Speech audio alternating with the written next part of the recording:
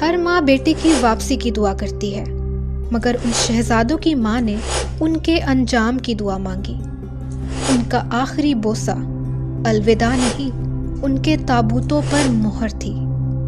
وہ جانتی تھی کہ بغداد اب ان کا گھر نہیں رہا، مگر ایک ماں اپنے ہی جگر گوشوں کو موت کی وادی میں کیوں اتارے گی؟ اس راز کو سمجھنے کے لیے وہ خفیہ مکالمہ سنے جس نے تاریخ بدل دی۔ وہ مائیں کیسی ہوتی ہیں جو خود کو وار دیتی ہیں، وہ مائیں کیسی ہوتی ہیں جو خود کو وار دیتی ہیں، جو اپنے جگر گوشوں کو دعاؤں میں اتار دیتی ہیں۔ وہ جن کے آنگنوں میں شہزادے پل کر جواں ہوئے، وہ جن کے آنگنوں میں شہزادے پل کر جواں ہوئے، وہ آج کڑی دھوپ میں بے نام و نشاں ہوئے۔ جدائی کی تپش ہے اور قدم دیس سے باہر ہے، جدائی کی تپش ہے اور قدم دیس سے باہر ہے، مگر ماں کی دعا کا ایک سایہ سر پہ چادر ہے۔ وہ دیکھتی ہے ان کو اب کہ جیسے آخری ملنا، وہ دیکھتی ہے ان کو اب کہ جیسے آخری ملنا، کہ اب تو حشر کی دیوار پہ ہی ہوگا کھلنا۔ تمہاری خاک پا اب دور کے صحرا پکاریں گے، تمہاری خاک پا اب دور کے صحرا پکاریں گے، تمہاری پیاس کو اب وقت کے دریا پکاریں گے۔ گھروں کے راج دلارے اب کڑی منزل کے راہی ہیں، گھروں کے راج دلارے اب کڑی منزل کے راہی ہیں، وہ تو شاہ مدینہ کے چنے ہوئے سپاہی ہیں۔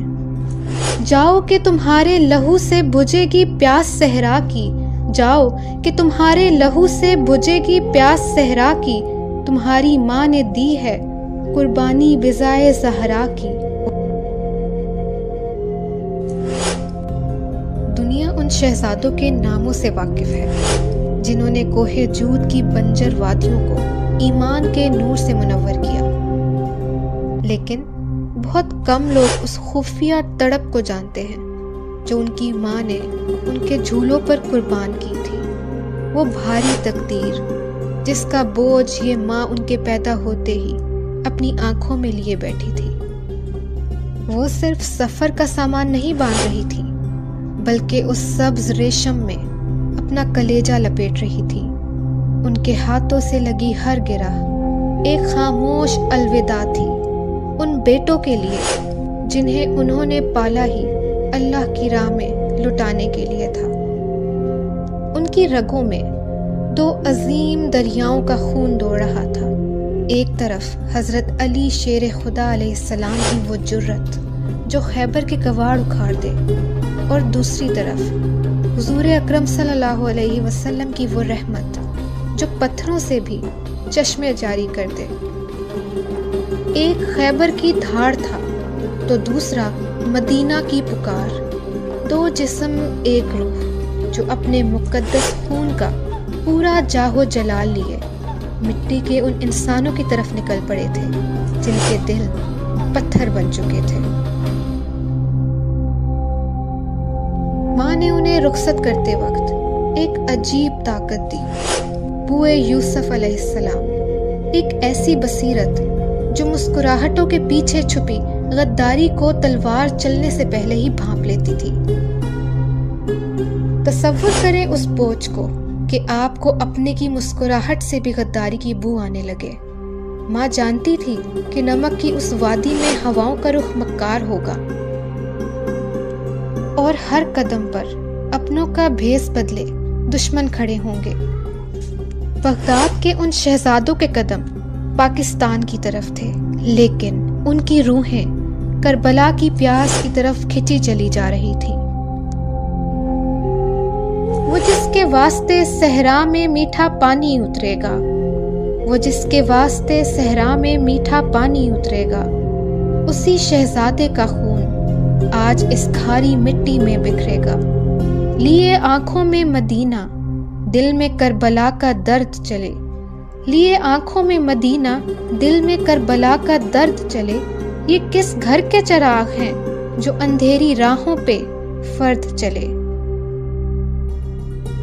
یہ الفاظ نہیں، اس بنجر زمین کی آہیں ہیں۔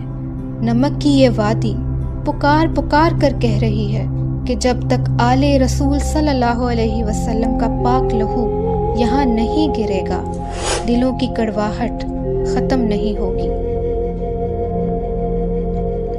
ماں، بیٹھو میرے شیروں۔ اسحاق، میں نے تمہیں اسحاق علیہ السلام کا نام اس لیے دیا کہ تم میں وہ حلم ہے جو پہاڑوں کو موم کر دے۔ میں نے دعا کی کہ تم وہ پل بنو جو بھٹکتے ہوئے لوگوں کو حق سے جوڑ دے۔ ماں سرگوشی میں، لیکن میرے لال، پل وہی ہوتا ہے جسے دنیا اپنے پیروں تلے روند کر گزرتی ہے۔ کیا تم تیار ہو کہ حق کی خاطر خود کو پامال کروا دو تاکہ دوسرے منزل پا سکے؟ یعقوب، اور میرا کیا اماں؟ کیا میری تقدیر صرف تلوار ہے؟ ماں، تم یعقوب علیہ السلام ہو، تم محافظ ہو، تم وہ قلعہ ہو جس کے پیچھے سچ پناہ لیتا ہے۔ تمہارا صبر بزدلی نہیں، وہ فولاد ہے جسے دشمن کی غداری بھی توڑ نہیں سکے گی۔ صبر وہ نہیں جو ہاتھ نہ اٹھائے، صبر تو وہ ہے کہ ہاتھ میں ذوالفقار ہو اور دل میں مدینہ کا ٹھہراؤ۔ یعقوب وہ ڈھال تھا جسے خود حق نے چنا تھا۔ ماں، بیٹوں، تمہارا خون تمہاری اصل طاقت ہے۔ یعقوب، جب تم تلوار اٹھاؤ تو یاد رکھنا کہ تمہارے پیچھے فاتح خیبر کا سایہ ہے۔ تمہاری ضرب میں علی علیہ السلام کا جلال ہونا چاہیے۔ تمہارے ہاتھ میں علی علیہ السلام کی تلوار ہے اور سینے میں مصطفیٰ صلی اللہ علیہ وسلم کا نور۔ تم نے دنیا کو فتح نہیں کرنا، تم نے دلوں کو جیتنا ہے۔ ماں، لیکن یاد رکھنا، تمہارے خون میں ایک سرخ دھاگا بھی ہے۔ تمہاری تقدیر کا رشتہ حسین کربلا علیہ السلام سے جڑا ہے۔ تم حکومت کرنے نہیں، قربان ہونے جا رہے ہو۔ کمرے میں موت جیسی خاموشی چھا گئی۔ ہر سید زادہ جانتا ہے کہ آل محمد صلی اللہ علیہ وسلم کی منزل ہمیشہ کربلا ہی ہوتی ہے۔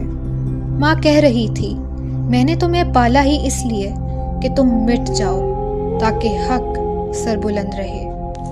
یعقوب، اماں، شاید اس آنگن میں اب کبھی لوٹ کر نہ آنا ہو۔ ماں مسکراتے ہوئے، اگر میں نے تمہیں حق کی راہ میں کھو دیا تو سمجھوں گی کہ مالک کی امانت لوٹا دی۔ جاؤ، ان تپتے ہوئے لوگوں کے لیے میٹھا پانی بن کر جانا۔ وہ اپنی ماں کی دعاؤں کی چادر اوڑھ کر نکل پڑے۔ وہ نہیں جانتے تھے کہ نمک کی وادی ان کے پاک لہو کی پہلے سے ہی پیاسی تھی۔ تاریخ لکھی جا چکی تھی، بس لہو گرنا باقی تھا۔